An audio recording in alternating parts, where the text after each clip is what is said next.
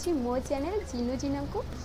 एबे लॉकडाउन चली लॉकडाउन रे आमे तो बाहर को जाई भी परिबानी फेशियल से मुझे आपण गोटे बहुत भल फेशियल जोटा लगेबा द्वारा आपण फेस बहुत ग्लो कर बहुत सुंदर भी देखा आउ जो एक्चुअली यहाँ हूँ गोटे आंटी एजिंग फेशियल से जदि आपण फेस रे किसी रिंकल पड़ जाए सनटैन जो फेस ब्लैक देखा जाऊँगी ताहले यहाँ लगेबा द्वारा आपण मुह पूरा ठीक हो आउ गोटे नेचुरल ग्लो कर फेस रे। ताहले चलतु देखा यहाँ किपरि होता है जोटा ये राइस फेशियल एमती गोटे जोटा कि सब आम किचन रे सब जिनस अवेलेबल थाए जोटा आम बाहर को जीवा पड़ न थाए। ताहले चलतु आम स्टार्ट करवा केमती यहाँ को तैयारी करा जाए किपरि आम यहाँ को आम फेस रे लगे पार मैं स्टेप बाय स्टेप आपको देखी। चली चल एठी मु गोटे जगार किसी चाउल को भिजे कि रखीदे 2 घंटा पूर्व भिजे देथिली से भिजीगला ताकू से पानी के एक्स्ट्रा मु गोटे जगार बाहर कर देछि से पानी के आमे परे यूज करबा।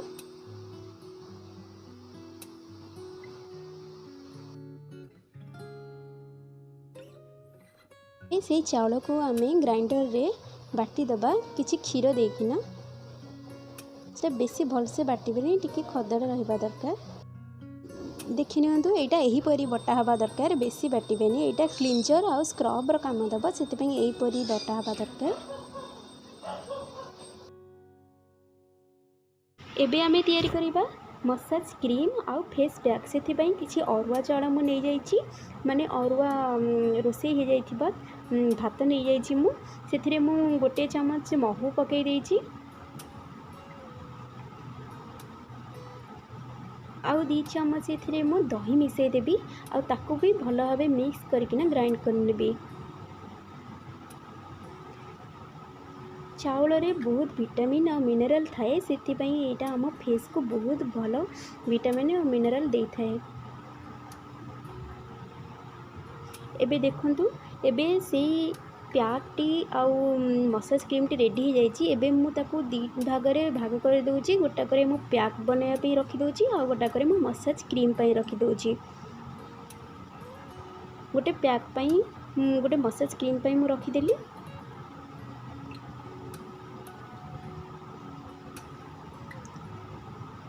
एबे प्याक एटा मसाज क्रीम पे रखीदेली एटा मु प्याक बनाऊँगी। प्याक रे आम 2 चम्मच बेसन पकईदबा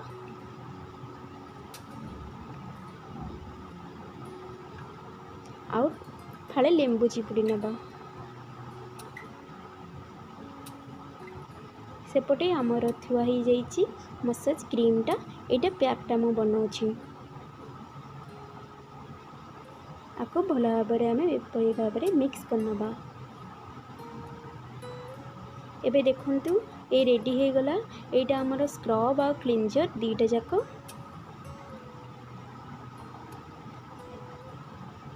तारी पाखरे एटा होची हमर मसाज क्रीम तापर पाखरे एटा प्याक एटार जो पानीटा मु रखी केवल पानीटा आम टोनर हिसाब रे यूज करवा। एबे मो फेस को धोईकिना आसी जाइछि फेस रे मोर किछि भी नहीं।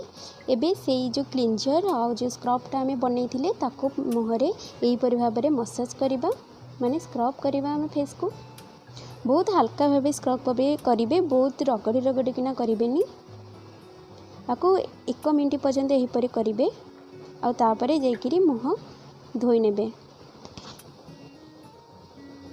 तापरे एबे मु जो मसाज क्रीमटा आम तैयारी करथिले ताकू लगाउची माने एथिरे पड़ी जो अरुआ भात आउ से पड़ता महू आउ दही ताकू जो मिक्स करके से मिक्सचरटा यहीपरि भाव में आम मसाज करनबा फेस रे। देखंतु मसाज बहुत बढ़िया लगे मसाज कला बेले तापर भल भाव फेस को जाइकिना धोईदेवे मसाज कर सारा पर 10 मिनट खंडे मसाज करने तापर भल भाव में पानी रे धोई नेबे फेस को। तापर प्याकटा जो आम बनई माने से जो अरुआ भात आउ दही लेंबू चिपुड़ी की जो बनई से पुणी बेसन टिके आम मिसईचे से मिक्सचर को यहीपरि भाव प्याक देकिना आम 15 मिनट रखी नबा तापर जाइकिन फेस वाश करनबा। एबे मु फेस वाश कर देइछि। तापर जो आमे चाउलर पानीटा रखी फास्ट किना ताको टोनर हिसाब रे एठी मु गोटे कटर नेकिना फेस को भल भाबे एपरि भाबे लगे देइछि। देखंतु फेस ग्लो भी करूछि मोर। आज मोर वीडियो आपन को वीडियो केमती लगिला आपण मते निश्चय जनइबे। आउ एटा को थरे जरूर ट्राई करंतु घरे केमती थिला केमती आपन को लागिला फेशियल टे करके मते निश्चय जनइबे। आपन जदि ये वीडियो टी भल लागे छे ताहले प्लीज ये वीडियो को लाइक कर दियंतु।